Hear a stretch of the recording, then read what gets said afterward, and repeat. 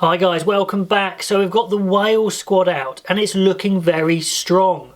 There's a few injuries, but nothing major, nothing they can't get over. There's a few new names, but really it looks like quite a settled squad, and I think Wales will be very happy with who they've got to pick from.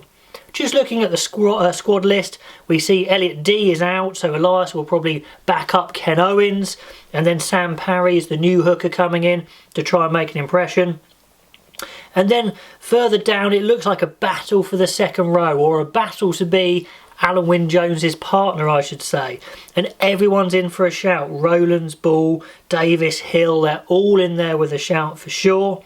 And back row wise is pretty much the usual crowd, plus Josh McLeod coming in there from the Scarlets to make a bid. But there's so many established names in the back row, he's going to find it tough. Into the backs, there's a little change in the scrum halves because Thomas Williams has got that shoulder injury, so Kieran Hardy's going to come in at scrum half to cover the senior guys of Rhys Webb and Gareth Davis. At fly half, they were just spoiled for choice, to be honest. Dan Biggar, Patchell and Sheedy come straight in. Sheedy been absolutely amazing for Bristol for ages, and they've persuaded him to put his allegiance behind Wales. I believe he is Welsh, he's born there, etc. So it's probably the best choice anyway for him. It wasn't looking like he was going to get a look in elsewhere.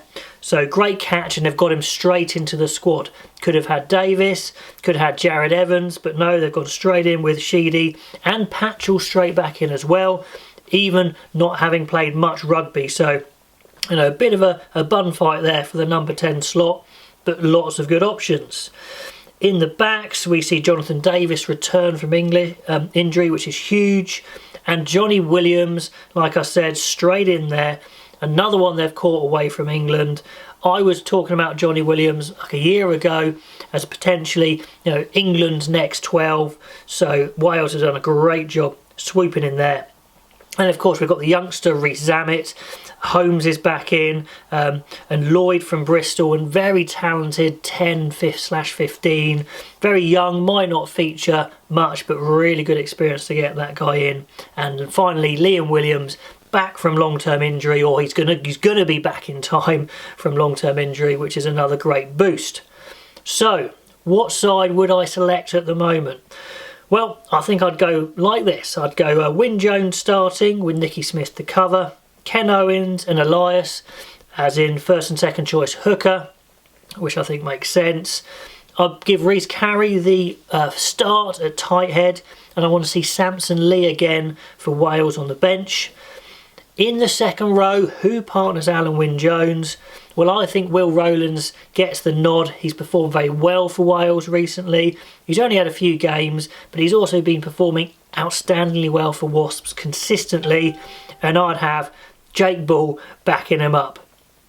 In the back row, well, I think Navidi 6, Tipuric 7, Faletau 8 is the back row for me. So strong, so experienced, so versatile as well.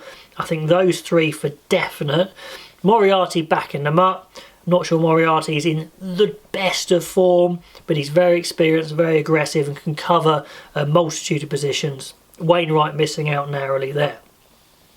At 9, I'd give the start to Rhys Webb. He was Wales's 9, you know, going into before he left for France, and he thought he'd still be able to be picked for Wales, and he wasn't, but he's back now, and I do think he's the top dog with Gareth Davis backing him up. Now Thomas Williams isn't available.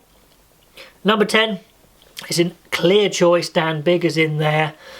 Gareth Anscombe, by the way, is out for a long time now again, which is a real blow for him, especially considering coming into the build-up to the World Cup, he was going to be Wales' first choice 10. So huge blow there. I'd have Sheedy backing him up instead of Patchell. Patchell's just back from injury. Sheedy is absolutely on fire. I think now is the time to get him in. The centres, I've gone a little controversial potentially. Jonathan Davis obviously has to start somewhere because he is Wales' probably best back. So who goes with him? Well, I really think Tompkins needs to play as well. He played great for Wales at the beginning of the Six Nations, and he plays with such freedom. He creates. I think he's exactly the sort of player Wayne Pivac needs to make his game plan work. So I would move Jonathan Davis into 12. Tompkins to 13, I think those two would just tear it up. Johnny Williams is quite new. Owen Watkin, you know, needs some time, I think, but I would start Davis and Tompkins. Maybe Watkin in there at 12 at some point. But yeah, I think Davis moving into 12 occasionally to accommodate Tompkins just gets the best two players in there for me. In the back three, well, I'm going for Josh Adams because he's been on fire. Wales' best winger. Liam Williams, sure, he'll just be back from injury, but I think he is such class, as I always say in these videos. He has to start somewhere. And Lee Halfpenny's been amazing. His consistency level stays at the highest level. So I'd go Adams and Williams on the wing, Halfpenny at fullback. And on the bench, I'd take Rees-Zammit, actually. North's unlucky to miss out, but I think Rees-Zammit is the talent. Physically, he's got it for Gloucester. He has made a few errors, so he needs to be, you know, bled in slowly, but he is the absolute talent. Could also play a multitude of positions for Wales eventually. So I think you've got to have Zammit there on the bench. So that's my team. Let me know what you think. Let me know what you think of the squad. And until next time, I will see you then.